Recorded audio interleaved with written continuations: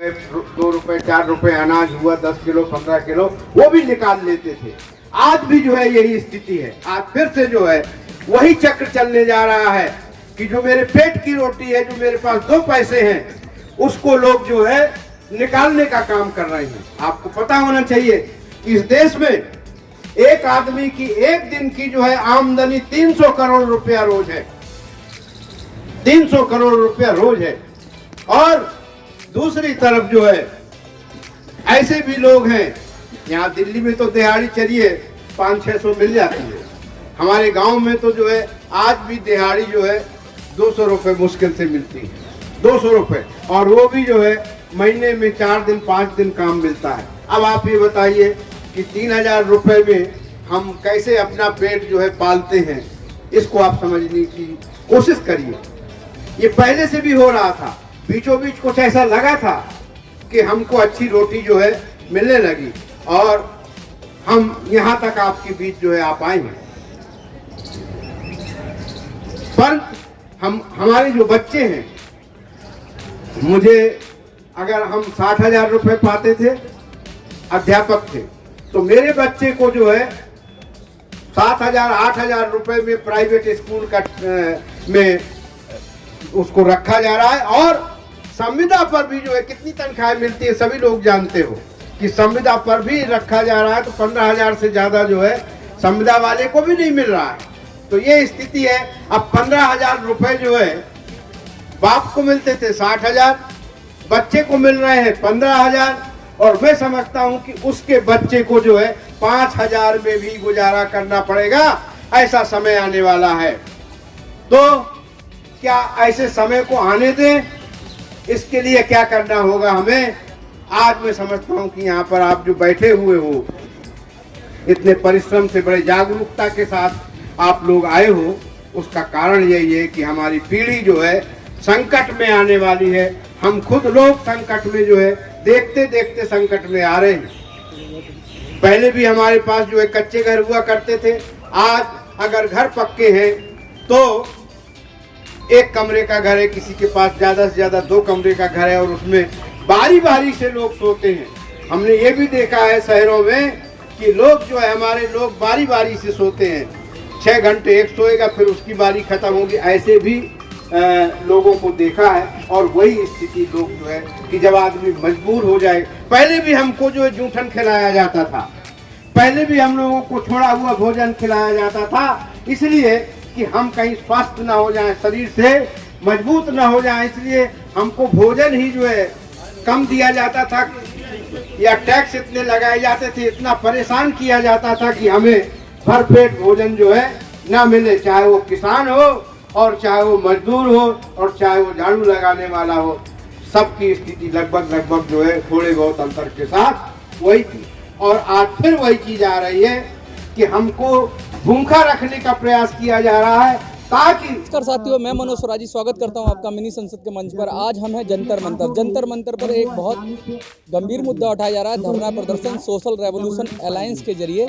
इनकी कुछ मांगे हैं, बात करते हैं इनसे कि इनकी क्या मांगे हैं और क्या चाहते हैं। सर, आप अपना नाम बताइए और कि क्या मांग है। मेरा नाम डॉक्टर वरदानी प्रजापति है। मैं जो सोशल रिवोल्यूशन अलायंस है उसका सदस्य हूँ। हमारी जो मुख्य मांग है, आज धरना प्रदर्शन जो हम कर रहे हैं, उसमें 8 मुख्य मांगे हैं, जिसमें सबसे बड़ी जो पहली मांग है हमारी कि सभी वर्गों की जाति जनगणना कराई जाए, क्योंकि बिना जाति जनगणना के पता नहीं चलेगा कि किसका हिस्सा जो है कहाँ जा रहा है, कौन खा रहा है, कौन ऊपर जा रहा है, कौन नहीं। अभी बिहार में शायद ऐसा हुआ। बिहार में अभी जो जाति जनगणना हो रही है, एक्चुअली वो थोड़ा जो आर्टिकल धारा है संविधान की, उसके अनुसार नहीं हो रहा है। केवल जानकारी हो जाएगी, परंतु उसका संवैधानिक उपयोग नहीं होगा जब तक जनगणना आयोग को उसको नहीं करवाते। ये पहला कदम तो है, इस पे पहला कदम है, उस स्वागत योग्य है और उससे जानकारी। दूसरा हमारा मुद्दा है कि निःशुल्क गुणवत्तापूर्ण शिक्षा और स्वास्थ्य। ये तो सर्व समाज के लिए है, इसमें तो सर्व समाज के लिए है, परंतु उस सर्व समाज में जो समस्या है वो गरीबों की है। गरीब लोग जो है फीस नहीं दे सकते, चिकित्सा के लिए पैसे नहीं है उनके पास, बीमारियां ऐसी आ रही हैं जो पहले अमीरों को होती थी अब गरीबों को हो रही हैं। इसलिए ये दोनों चीज़ें जो है सरकार को मुफ्त करना चाहिए सबके लिए। ये तो वैसे भी अगर टैक्स लेती है सरकार की जिम्मेवारी है। अभी जैसे कहते हैं जिसकी जितनी भागीदारी उसकी उतनी हिस्सेदारी, तो ये तीसरी मांग क्या है? हाँ, हमारी तीसरी मांग है कि सभी संस्थाओं में पिछड़ों का समान पाते। आखिर जिसकी जो आपने कहा कि जिसकी जितनी भागीदारी, जिसकी जितनी आबादी, अगर किसी की आबादी ज़्यादा है तो उसको ज़्यादा मिलना चाहिए, जिसकी आबादी कम है क्योंकि उसके सदस्य कम है तो बराबर प्रतिनिधित्व रहे। ऐसा ना हो कि जिसकी आबादी कम हो उसका प्रतिनिधित्व ज़्यादा हो जाए, क्योंकि ये जो प्रतिनिधित्व है ये जो है लोगों की जो गरिमा है उसको बढ़ाने के लिए, केवल रोजगार के लिए नहीं है। ओबीसी का स्वतंत्र मंत्रालय, ये क्या विषय है? देखिए, SC/ST का तो है। SC/ST का जब स्वतंत्र मंत्रालय होगा तो उसका जो है बजट भी मिलेगा, और जब बजट मिलेगा तो जैसे ओबीसी के छात्रों को वजीफा है, ओबीसी के लोगों के पास जो है मकान नहीं होते हैं। ओबीसी तो बहुत बड़ा वर्ग आ जाता है, बहुत बड़ा, उसमें घुमंतु जातियाँ आप भी जानते होंगे, कुछ जो है लोहार जो होते हैं घुमंतु, अभी भी लगातार जोड़े जा रहे हैं उसमें, नई नई जातियाँ भी उसमें जोड़ी जा रहे हैं। तो वो ऐसी जातियों के पास मकान नहीं है, कैसे आप उनको, तो इसलिए स्वतंत्र जब मंत्रालय होगा तो छात्रों को स्कॉलरशिप होगी, जिनके पास मकान नहीं उनको मकान मिलेगा, और बहुत सी सुविधाएं जो सरकार। नंबर 5 जो आपका है राष्ट्रीय न्यायिक सेवा आयोग, ये बहुत ज़रूरी है, क्योंकि बहुत समय से सबसे बड़ी चीज़ ये है कि ये एक तो हमारी संसद बहुत बड़ा स्तंभ है, तो उससे भी बड़ा जो स्तंभ है वो न्याय है। और न्यायपालिका में जो आज बैठे हुए लोग हैं वो न्यायिक चरित्र के दिखाई नहीं पड़ते, जो विशेषकर जो कमज़ोर वर्ग हैं उनके लिए जो है न्यायिक चरित्र दिखता नहीं, इसलिए उनका जो पहुंचना है वो एक प्रक्रिया के तहत है। ऐसा नहीं कि कोई आदमी किसी को जो है कोलेजियम सिस्टम से आप ना, कोलेजियम सिस्टम खत्म किया जाए और वो एक व्यवस्था के तहत है ताकि पक्षपात खत्म हो। छठा मुद्दा जो आपका है, छठा मुद्दा जो है वो ये है कि EWS यानी जो इकोनॉमिक वीकर सेक्शन है वो केवल अभी जो है सवर्ण जातियाँ ही उसमें भाग ले सकती हैं, क्योंकि उन्होंने कहा कि जो 15(4) और 16(4) से आच्छादित जातियाँ नहीं हैं उनको मिलेगा, यानी जो सवर्ण है वही आच्छादित नहीं है उससे। तो जिनकी आबादी कम है उनको तो आप जो है 10% रिजर्वेशन दे रहे हो, और वो भी कह रहे हो गरीब, तो वास्तव में उन्हीं के आंकड़ों के अनुसार जो इस देश में केवल 6% गरीब लोग हैं, और 6% गरीबों में जो सवर्ण लोग हैं वो मुश्किल से जो है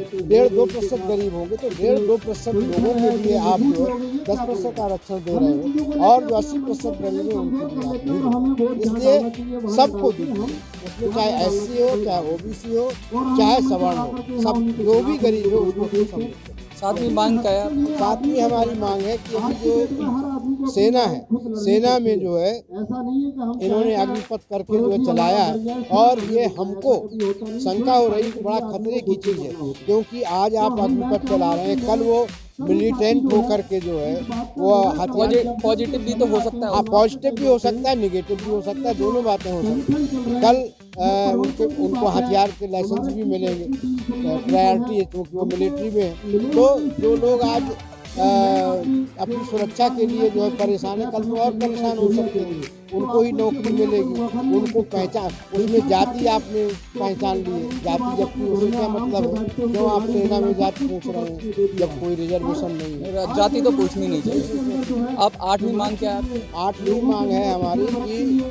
किसानों को जो कम से कम जो उनका लागत है वो उनको दिया जाए, MSP जिसको हम बोलते हैं, इसको निर्धारण किया जाए। वैसे तो कुछ फसलों का हर साल निर्धारण होता है, परंतु मैं उससे जुड़ा रहा हूँ, वो वास्तव में जो है उसमें कई चीज़ें काट दी जाती हैं जो है, तो अपने आप MSP जो कम है, अगर इसको सही ढंग से लागू किया जाए जो वो नहीं अभी हुआ। किसान की तो मांग जायज़ है, और सरकार ने उसमें दबाव में आके बिल भी वापस लिया है, बिल वापस जो है, परंतु बहुत सारी चीज़ें जो है अभी वापसी के बाद भी जो है हो रही हैं, और ये लंबा वो है। जैसे अभी जैसे अभी टैक्स है, वो टैक्स जो स्टेट गवर्नमेंट वसूलती थी जो है बाज़ारों का, तो ये जो बिल लाए थे उस बिल में वो टैक्स जो है केंद्र सरकार वसूलेगी।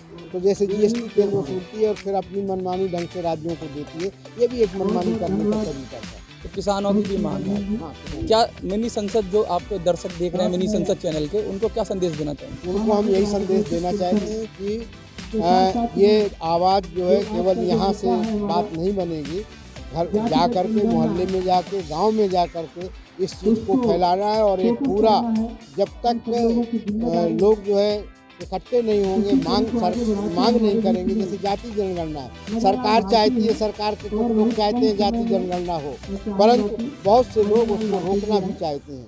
तो जब हम लोग जागृत होकर के जो है आएंगे, मांग करेंगे, तो जो लोग रोकना चाहते हैं वो रोक नहीं पाएंगे। बहुत बहुत धन्यवाद आपका। अगर आपको इनकी बात जमती है, अच्छी लगती है और आप इनको सपोर्ट करना चाहते हैं तो वीडियो को लाइक करिए, चैनल को सब्सक्राइब करिए और वीडियो को ज़्यादा से ज़्यादा लोगों तक पहुंचाइए, जिससे लोगों में जागरूकता आए और इनकी जायज़ मांगों को समर्थन मिले। जय हिंद, जय भारत।